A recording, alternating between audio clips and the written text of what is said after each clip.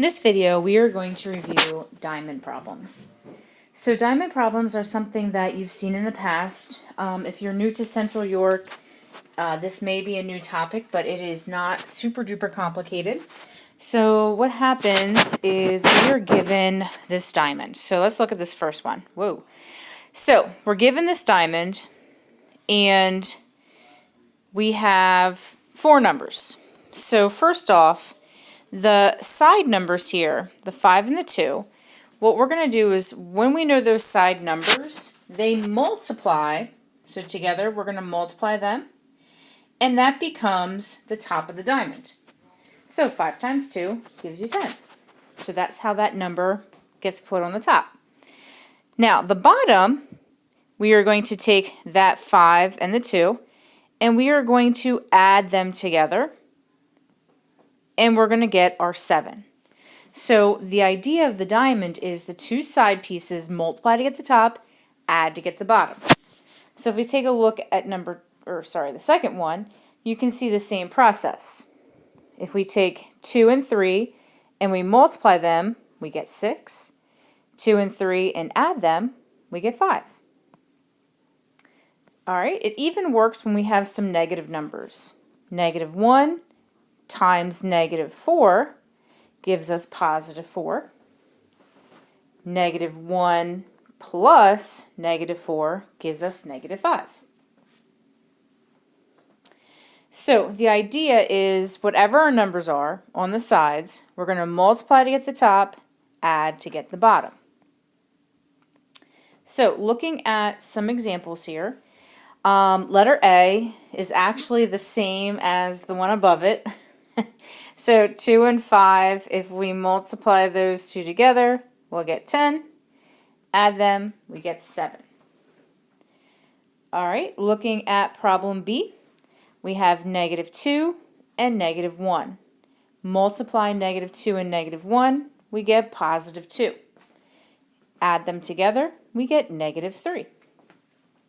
So, moving on to problem C, it's going to look a bit different because we are not given the two side pieces. Instead, we're given the top part and the bottom part. So remember, the top part is the multiplication and the bottom part is the addition. So we need to think, what two numbers could we plug in that would multiply to give us 8 but add to give us 6? So there's a couple ways you can do it. Maybe you already know off the top of your mind, you know, what the two numbers are. If not, I would make a list. So 1 times 8 gives us 8. 2 times 4 also gives us 8. And that's about it. There are no other whole numbers that multiply to give us 8. So knowing that these are our two options, we want to look to see, okay, which two add up to give us 6? Well, 1 and 8 do not give us 6. That gives us 9. So we're left with our 2 and our 4. So we're going to have our 2 and our 4. And it does not matter. You can have these flip-flopped. You could put 4 first and 2 second. All right. Letter D. So we are now given one of the side numbers, which is a half. And we know the multiplication is going to be 4. So we need to think, okay, what number times a half will give us 4?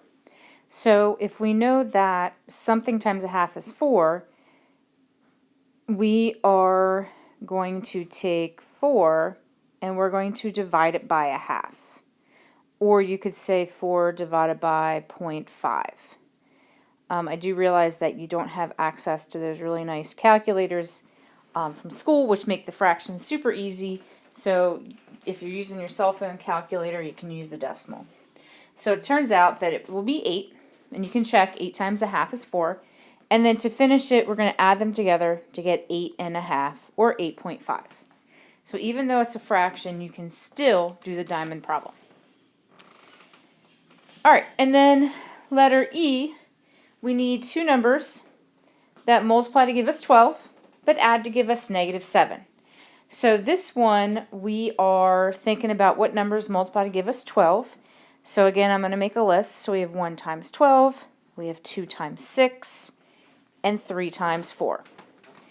Now, we want to get the sum, when we add them together, to be a -7. So this kind of throws a wrench into our plans here, that this is a -7. So that means that these numbers both have to be negatives. And again, a negative and a negative make a positive, so the positive 12 up there would work out. So if we take a look, the -1 and -12 do not give us -7. -2 and -6 do not give us -7. So we're left with -3 and -4. Okay, so we're going to take a look at a couple more examples. So we need two numbers here that multiply to give us 15, but add to give us 8. So again, if you're not sure, I'd make a list of whole numbers that multiply to give you 15. So we only have two, 1 and 15 and 3 and 5. So of those choices, 3 and 5 add to give us 8. And again, the 3 and the 5, those can be swapped in different spots there. All right, letter B, we are given both sides. So 3 times 1 gives us 3. 3 plus 1 will give us 4. Letter C, we are given one side is 5. We're missing the other. They need to multiply to give us 10. So remember, the multiplication's at the top. So what we can do is work backwards. We can take 10 and divide it by 5 to get our missing number, which is 2. And then 2 and 5 add to give us 7. And then for the last problem, we are given a half and a third. So we are going to multiply them together. Again, you can use your calculator, change them to decimals if you like. But when you multiply fractions together, I know this is kind of a recap here, you are going to multiply the numerators together. So 1 times 1 is 1. And then the denominators, 2 times 3 will give you 6. So this becomes 1/6. You could also write it as a decimal, which would be 0.167 if we round that off. Now, when we go to add them together, this is a little more tricky, kind of going back in your mind here to find a common denominator.